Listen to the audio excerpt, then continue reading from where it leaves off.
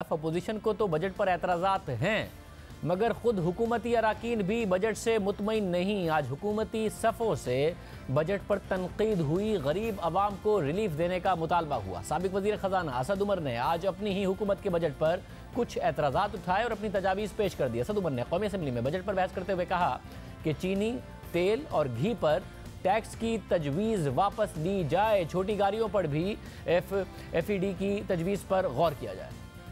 जो मुतवस्सित तबका है, गरीब को भी प्रोटेक्ट करना है, जो मुतवस्सित तबका है उसका भी हमने करना है। कुछ इकदामात हैं इसके अंदर, मेरे ख्याल में उसके ऊपर नजरसानी की जरूरत है। खाने पकाने का जो तेल है, खुर्दनी तेल और घी की कीमतों के ऊपर जो टैक्स लगाया गया है, मेरे ख्याल में वो भी मुनासिब नहीं है। और ये चीनी और खुर्दनी तेल, घी के जो ऊपर टैक्स लगाए गए हैं, इसकी आप टोटल मद आप उठा के देख लें तो वो ना होने के बराबर है, वो कुछ भी रकम नहीं बनती है। तो मेरी रिक्वेस्ट है हफीज शेख साहब से कि जब वाइंडिंग अप करें तो इसके अंदर जो है जरूर इसको रिकंसिडर करें। ऑल्टो के ऊपर भी हमने FED बढ़ा दी है।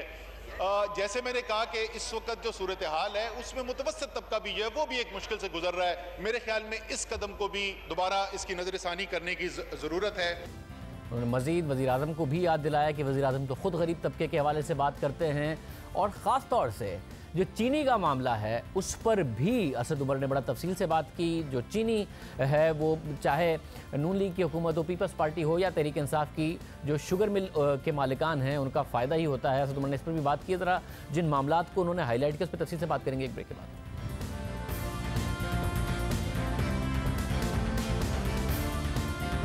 बात हो रही थी कि आज हुकूमती सफ़ों से बजट पर एतराज़ात उठाए गए। असद उमर ने गरीब आदमी को रिलीफ देने की बात की, मुख्तलिफ जो टैक्सेस लगाए गए हैं उस पर रिलीफ की बात की। साथ ही चीनी पर टैक्स पर भी उन्होंने सिर्फ एतराज़ नहीं किया बल्कि उन्होंने मुसलसल चीनी की कीमतों में इजाफे पर भी तनकीद की और तहकीकात का मुतालबा किया। चीनी, उसके ऊपर टैक्स बढ़ा दिया गया है। पहली तेजी से चीनी की कीमत में इजाफा हुआ है, मेरे ख्याल में उसके ऊपर भी इन्वेस्टिगेशन करनी चाहिए। मुझे पता है, अपने तजुर्बे से मुझे पता है कि यकीनन जो ECC की मीटिंग्स होंगी, काबीना की मीटिंग होंगी, शेख रशीद ने ज़रूर ये, और किसी ने उठाया ना हो, शेख रशीद ने ज़रूर ये मामला चीनी की जो कीमतें बढ़ी हैं उसका उठाया होगा। लेकिन उसके ऊपर जब पहली कीमतें बढ़ रही हैं, इसके अंदर टैक्स का इजाफा करना मेरे ख्याल में मुनासिब बात नहीं है। पहले ही कीमतें बढ़ रही हैं, फिर टैक्स का इजाफा क्यों किया गया है? हुकूमत ने आइंदा माली साल का बजट पेश करते हुए चीनी पर सेल्स टैक्स को 8% से बढ़ाकर 17% करने की तजवीज़ दी थी, जिससे चीनी की कीमत में 4 रुपये फ़ी किलो का इजाफा होगा। असद उमर का एतराज़ है कि चीनी की कीमत तो मुसलसल इजाफे का शिकार है, फिर नया टैक्स क्यों लगाया गया? 6 माह पहले तक चीनी की कीमत 47 रुपये फ़ी किलो थी, फिर मार्च के आखिर तक यह कीमत 58 रुपये हुई, फिर मई में चीनी की कीमत 65 रुपये हो गई और अब बढ़कर 68 रुपये हो गई है। दिलचस्प बात यह है कि पाकिस्तान चीनी की पैदावार के हवाले से नवा बड़ा मुल्क है और एक अंदाजे के मुताबिक चीनी की सालाना पैदावार 65 लाख टन है, जबकि मुल्क में चीनी की खपत सिर्फ 47 लाख टन तक है। इस लिहाज से लाखों टन चीनी ज़रूरत के अलावा मौजूद होती है। शुगर मिल मालिकान जानबूझकर मुल्क की ज़रूरत से ज़्यादा पैदावार करते हैं और फिर हुकूमत से चीनी की एक्सपोर्ट के नाम पर सब्सिडी लेते हैं, जबकि आलमी मार्केट में चीनी की कीमत कम होती है। इसलिए हुकूमत से फ़ी किलो चीनी की कीमत पर शुगर मिल मालिकान को सब्सिडी दी जाती है, फिर एक्सपोर्ट भी और मकामी मार्केट में कीमत भी बढ़ा दी जाती है। इस वक्त भी कीमतें बढ़ी हुई हैं। शुगर मिल मालिकान को इतनी सहूलत क्यों फराहम की जाती है? इसकी भी एक वजह है, क्योंकि इस इंडस्ट्री से, शुगर मिल इंडस्ट्री से बड़े बड़े सियासी नाम, सियासी ख़ानदान जुड़े हुए हैं और हैरानकुन तौर पर पाकिस्तान के जो बड़े बड़े कारोबारी ख़ानदान हैं जिनका सियासत से ताल्लुक़ नहीं है, वो इस इंडस्ट्री का हिस्सा नहीं है। सवाल ये पैदा होता है कि क्या वजह है कि पाकिस्तान में शुगर इंडस्ट्री में, चीनी की इंडस्ट्री में बड़ी बड़ी बिजनेस फैमिलीज़ नहीं हैं। निशाद ग्रुप हो, इसके अलावा लकी ग्रुप हो, दाऊद ग्रुप हो, ये बड़े बड़े ग्रुप हैं। इसके अलावा बड़े ग्रुप्स हैं जो इस इंडस्ट्री से वाबस्ता नहीं है, महज सियासी ख़ानदान ज़्यादातर या उनके दोस्त ही शुगर इंडस्ट्री से जुड़े हुए हैं। आसिफ अली जरदारी की शुगर मिल है, शरीफ ख़ानदान की शुगर मिल है, तहरीक इंसाफ के जहांगीर तरीन की भी शुगर मिल है, पाकिस्तान में सबसे ज़्यादा प्रोडक्शन करते हैं। तमाम सियासी जमातों के सरकर्दा लोगों की शुगर मिलें हैं, मुख्तलिफ हुकूमतों में इनमें से कोई ना कोई रहता है और शुगर मिल मालिकान के इंटरेस्ट को प्रोटेक्ट करता है। इनके उस रसूख के बाइस गन्ना सबसे बड़ी नकद फसल समझी जाती है। किसान को यह तसल्ली रहती है कि ज़्यादातर शुगर मिल्स मालिकान सियासतदान हैं, सियासतदानों के रिश्तेदार हैं या सियासी असर रसूख रखते हैं। इसलिए ना तो मार्केट में चीनी की कीमत का वो हाल होने देंगे जिससे शुगर मिल्स मालिकान का अपना नुकसान होगा, तो इसलिए काश्तकारों को भी पैसे मिल जाएंगे। और अगर बैनुल-अक़वामी मार्केट में चीनी की कीमत कम हो भी जाए तो भी ये शुगर मिल मालिकान अपने सियासी असर रसूख इस्तेमाल करके चीनी की पाकिस्तान में दरामद होने नहीं देंगे। अगर गन्ने की फसल अच्छी हो गई, मकामी खपत से ज़्यादा चीनी पैदा हो गई, तो ये हुकूमत से इस इजाफी चीनी को बरामद करने की इजाज़त भी ले लेंगे और साथ ही उस पर सब्सिडी भी ले लेंगे, और फिर मकामी मार्केट में सप्लाई ज़्यादा और डिमांड कम होने के बावजूद चीनी की कीमत में को आसमान पर भी पहुंचा देंगे और इनके खिलाफ कोई कार्रवाई भी नहीं होगी, इनके खिलाफ कोई तहकीकात भी नहीं होगी। ऐसा माजी में होता रहा है, हो चुका है, अब फिर कीमतें बढ़ी हुई हैं। असद उमर कह रहे हैं कि इसकी तहकीकात होनी चाहिए। माजी में शुगर मिल मालिकान ने यह मौक़िफ़ इख्तियार किया कि उनके पास चीनी ज़्यादा है, अगर वो बिकेगी नहीं तो वो काश्तकारों को पैसा अदा नहीं कर पाएंगे, इसलिए बरामद की इजाज़त दी जाए। फिर हुकूमत ने इजाज़त दी दी। साथ ही हुकूमत से कहा गया कि बैनुल-अक़वामी मार्केट में चीनी की कीमत पाकिस्तान से कम है, इसलिए हुकूमत सब्सिडी भी दे, यानी बरामद की इजाज़त भी दे, सब्सिडी भी दे।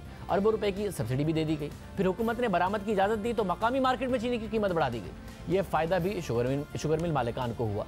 इसके अलावा गन्ने की फसल के लिए सबसे ज़्यादा पानी इस्तेमाल होता है। गन्ने की फसल से हमारे मुल्क में सिर्फ चीनी बनती है और ये ख्याल किया जाता है कि पाकिस्तान में कपास की पैदावार पर उसका बुरा असर पड़ा है। कॉटन बेल्ट पर अब गन्ना उगता है। मसला यह है कि जनूबी पंजाब और दीगर इलाके जहाँ पर कपास काश्त की जा सकती है, वहाँ भी काश्तकार अब गन्ने की फसल की तरफ जाते हैं, क्योंकि वहाँ बड़े बड़े सियासतदानों ने शुगर मिल्स बनाई हुई हैं। कपास जो कि पाकिस्तान की टेक्सटाइल इंडस्ट्री के लिए अहम है और टेक्सटाइल इंडस्ट्री की 10 अरब डॉलर से ज़ायद की एक्सपोर्ट्स हैं, मगर पाकिस्तान को सालाना 2-2.5 अरब डॉलर की कपास इंपोर्ट करनी पड़ती है।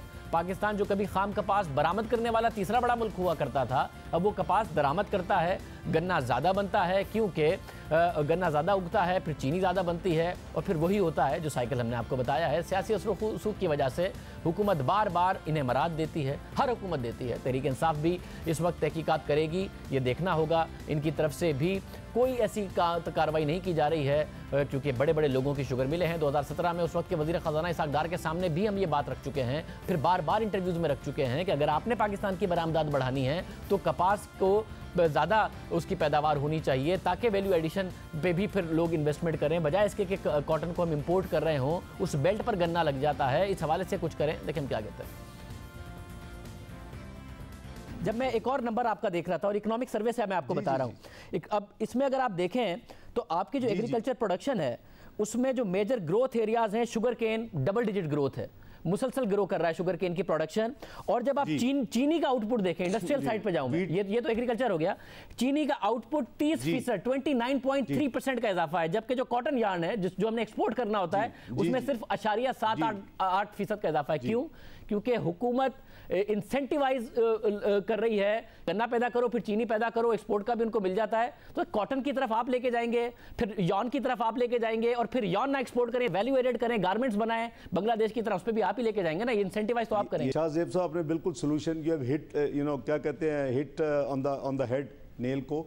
ये बिल्कुल यही है कि हमें वैल्यू एडिशन की तरफ एज ए कॉम जाना और एज ए कंट्री जाना पड़ेगा। हमें नए एरिया जो कि आज हमने पैकेज दिया आईटी इंडस्ट्री में जहाँ स्कोप है उसको हमें करना पड़ेगा। 1 मिलियन के करीब फ्री लांसर तैयार किए जा रहे हैं और हमें नॉन कन्वेंशनल एक्सपोर्ट्स की तरफ भी जाना पड़ेगा। अगर हमारा इस वक्त तो ग्रे एरिया है, वो एक्सपोर्ट्स की फॉल है, उसके मल्टीपल रीजंस हैं, क्योंकि हम इस वक्त करीबन 7% ऑफ जीडीपी, हमारा जीडीपी का साइज अल्हम्दुलिल्लाह पहली दफ़ा $300 बिलियन से क्रॉस कर गया है, लेकिन हमारी एक्सपोर्ट जो है वो अभी भी एक्सपेक्टेड है $21.9 बिलियन के करीब इस साल के आखिर में। ये बड़े बड़े दावे ज़रूर हो गए, मगर इसके बावजूद कुछ नहीं हुआ। हमने ये सवाल हुकूमतों से नहीं उठाया, खुद शुगर मिल मालिकान से भी उठाया। चेयरमैन पाकिस्तान शुगर मिल्स उस वक्त के जो शुगर मिल्स एसोसिएशन है, जावेद कियानी साहब हमारे सामने थे, तो शो में आए तो हमने उनके सामने भी सारे सवाल रखे।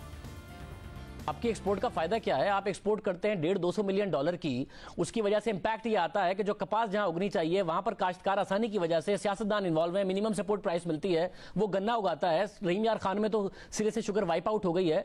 $1.5-2 अरब की आपकी $150 मिलियन के चक्कर में हम कॉटन इंपोर्ट करें, उसके ऊपर इन्वेस्टमेंट ना हो, वो मामला ठीक ना हो, तो फायदा क्या है इसको पाकिस्तान का कि हम शुगर अदा करेंगे जी, बड़ा अच्छी जबरदस्त शुगर केन की क्रॉप हुई है और शुगर सरप्लस हुई है और वो एक्सपोर्ट होगी, क्या फायदा? अच्छा जी, देखें बात यह है कि आप फिर अगर यहाँ पे चाहते हैं कि इंडस्ट्री अगर बंद हो जाए तो आप फिर कोई उसकी चीनी इंपोर्ट कर लीजिए। $3 बिलियन आपको चाहिए चीनी इंपोर्ट करने के लिए, आप अपने अवाम को $3 बिलियन आपको चाहिए, आप फिर नया IMF से नया कर्जा लें और जाके चीनी इंपोर्ट करें। और सब बंद करने की कोई बात नहीं कर रहा, बात ये हो रही है कि जब आप जितनी पाकिस्तान की डिमांड है उतनी आप चीनी पैदा करते हैं। सियासी इन्फ्लुएंस में शुगर मिलों की तादाद डबल हो गई, शुगर मिलर्स की कैपेसिटी डबल हो गई। तरीन साहब जब मिनिस्टर थे, तरीन साहब अपनी कैपेसिटी बढ़ा बढ़ा के 60,000 टन तक ले गए। 2006 में उन्होंने नई मिलों पर पाबंदी लगा दी ताकि वो अपने आप को सेफगार्ड कर सकें। शरीफ खानदान अगर हुकूमत में आया है तो वो रिलोकेट करना चाहते हैं और मनूवर करना चाहते हैं। सिंध में जरदारी साहब और उनके दोस्तों का जो हाल है, तो एक ऐसे पूरे सिनेरियो में 2015-2016 में आपने गवर्नमेंट से इजाजत ली, उन्होंने आपको इजाजत दी कि आप 8.5 लाख टन एक्सपोर्ट करें और सरप्लस थी, सप्लाई ज्यादा थी, डिमांड कम थी। तो उस वक्त आपको 13 रुपए फी किलोग्राम यानी 6.5 अरब रुपए की हुकूमत ने सब्सिडी दी, वो आपकी जेब में गया।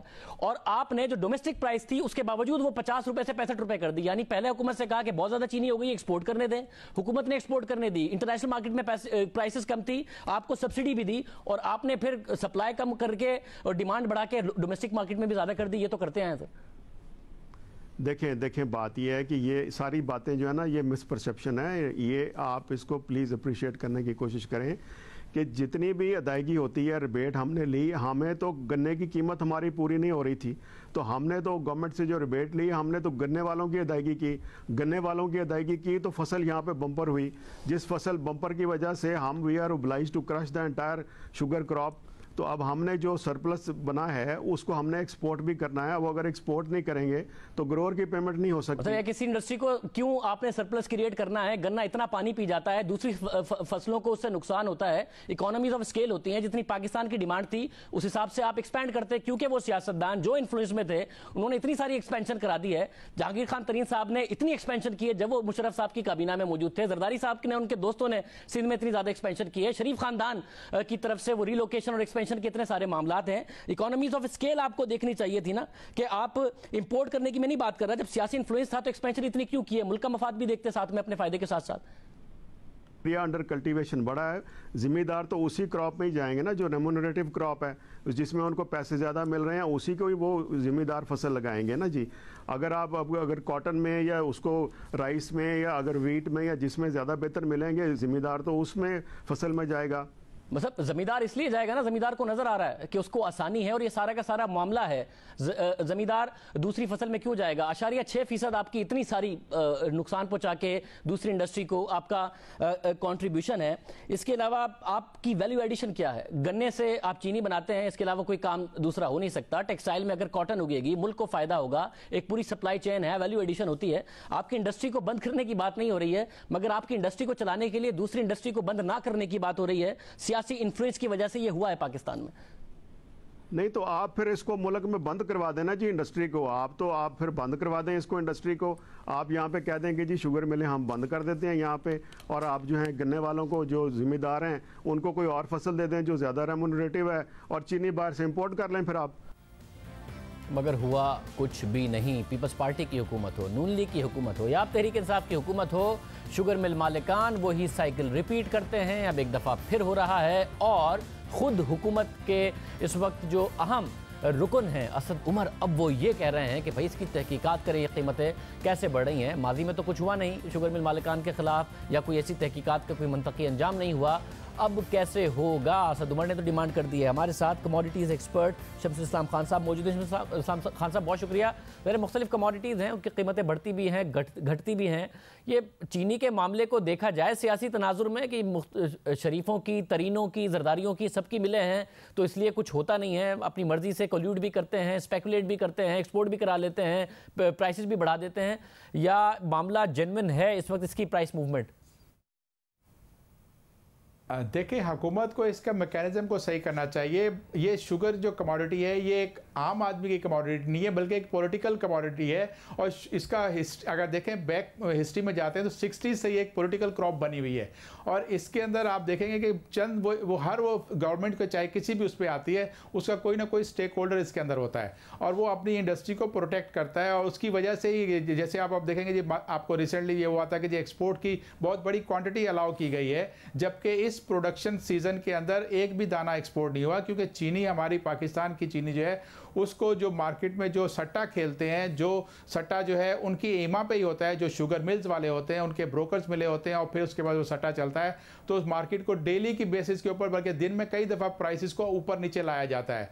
और इस मैकेनिज्म में एक ये भी बेनिफिशरी ये भी होती है कि मिल्स भी होती हैं कि एक तरफ जब शुगर की कीमत बढ़ती है तो उनको बहुत नफ़ा हो जाता है, और साथ ही जब वो कीमत कम होती है सट्टा बाजार में, तो वो अपनी रिवर्स बाइंग करके वो डीओपी परचेज कर रहे होते हैं। कि चीनी जो है, अगर आपको मैं एक मिसाल देता हूँ कि एक मिल की कैपेसिटी 5000 टन की है, तो वो बाज़ औकात जब होता है तो 15000 टन तक चीनी बेच जाता है, क्योंकि डिलीवरी ऑर्डर के ऊपर उसको चीनी तो किसी को डिलीवर नहीं करनी, सिर्फ इंडस्ट्रियल यूज़र जो है वो चीनी डिलीवरी लेते हैं। बाकी जो इसमें सट्टा खेल रहे होते हैं वो चीनी के डीओ वहीं पड़े रहते हैं, उन मिलों के अंदर ही रहते हैं, और उसके ऊपर उनको बैंकों से वो रिफाइनेंस भी मिल ओनर ले रहे होते हैं। तो एक तरह से इनका यह है कि स्टेट बैंक इनको एक अच्छी फाइनेंसिंग करता है कम लागत के ऊपर, कि शुगर केन ग्रोअर के से चीना गन्ना खरीदें, और उसके बाद फिर वो चीनी जो बेच दी हुई है इन्होंने मार्केट में उन सट्टेबाजों को, वो चीनी वहीं पड़ी हुई है, उसके ऊपर फिर बैंक से फाइनेंस भी ले लिया जाता है। तो इसमें तो चीनी में तो कहते हैं कि जी आपकी 10 उंगलियां घी में है, 10 उंगलियां घी में है। वैसे उमर भी तहकीकात का मुतालबा कर रहे हैं। इमरान खान साहब कहते हैं मैं बड़े बड़े माफियाओं के खिलाफ खड़ा हूँगा। देखते हैं कि ये जो माफिया है इसके खिलाफ वो क्या कार्रवाई करते हैं। कीमतें बढ़ी हुई हैं, मुतालबा असद उमर की तरफ से।